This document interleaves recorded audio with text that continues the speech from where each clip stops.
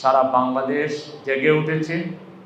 মানুষের পরিষ্কার বক্তব্য, আমরা আর দুর্নীতিবাজদেরকে চাই না, আমরা চাঁদাবাজদেরকে চাই না, আমরা টেন্ডারবাজদেরকে চাই না, আমরা সিন্ডিকেট করে বাজারে জিনিসপত্রের দাম যারা বাড়ায় তাদেরকে আমরা চাই না।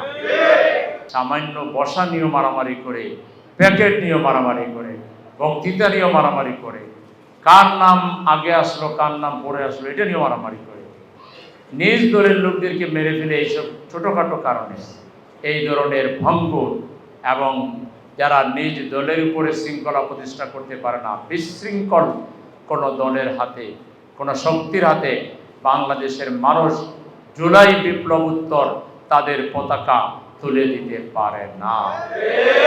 সেজন্যে মানুষের মধ্যে যে বিরাট চিন্তা চেতনার পরিবর্তন এসেছে, রুচিতে পরিবর্তন এসেছে। মানুষ আজকে প্রত্যেকটা রাজনৈতিক দলের আমল দেখে, কার্যক্রম দেখে, শুধুমাত্র গলাবাজি, শুধুমাত্র দলের নাম বিক্রি করে কিংবা মার্কা বিক্রি করে বাংলাদেশে ভোট পাওয়ার দিন শেষ।